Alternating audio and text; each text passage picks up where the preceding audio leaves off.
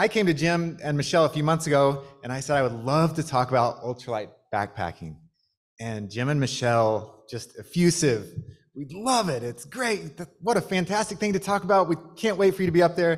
And a week later, I get an email that says, what is ultralight backpacking? So that's how supportive the chamber is. They'll let you talk about anything, and I'm here to reflect that. So what is ultralight backpacking?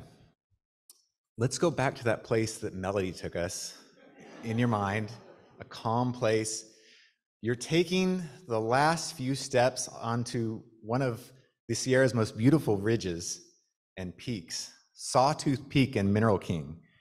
The sun setting, oh, you can see it in the background. The haze over the Central Valley is kind of making the sun reflect into all these different colors. It's beautiful. There's something else in the background, though. Oh, it's your coworker there that decided to come at the last minute. He's 20 years younger than you. He goes to CrossFit, but you can watch him struggle under the weight of this 50-pound pack that he brought. I think he has a chair with him. He's sweating, his face is red. He's not ultralight backpacking. That's a true story. I have coworkers here, that's Nick and Survey decided to go. He does go to CrossFit. So the real title of this is How to Out-Hike Your Younger, Fitter Friends by Buying Really, Really Light Equipment. And I hope by the end of this, you're inspired to take a look at just some of the adventures that you're capable of by picking the right gear. And this applies to whether you're hiking or backpacking into the woods or even just traveling to faraway countries. So here's the 3 things that you need to know. The first is, it's not just light, it's ultra light. Number 2 is that ultralight is mentality. And number 3 is that it's a means to an end. So let's talk about the first one.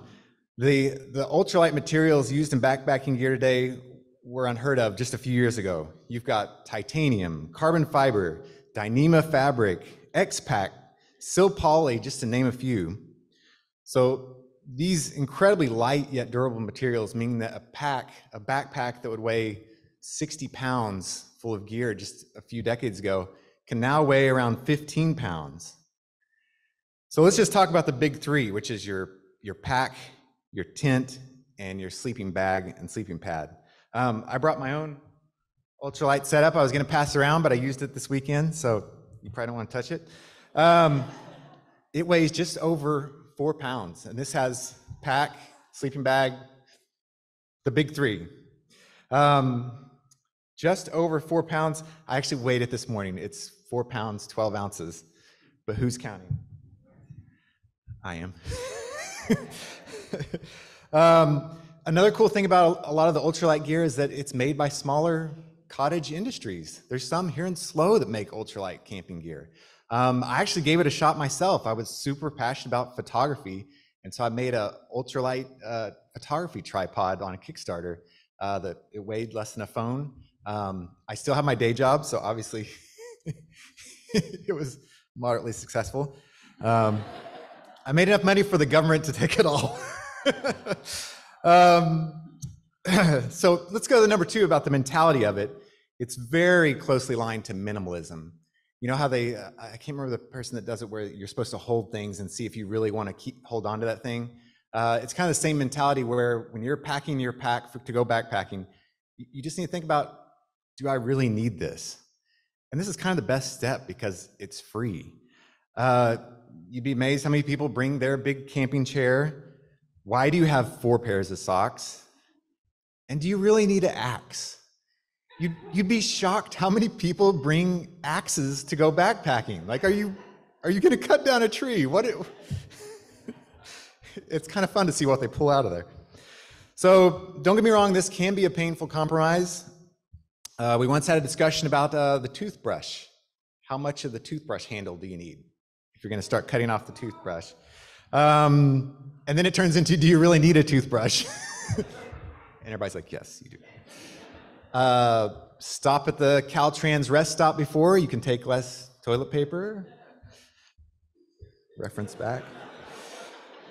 So this brings us to our 3rd step by refining your gear list and leaving what you don't need at home, you can do more with less. And you can do some pretty incredible things. So that's ultralight.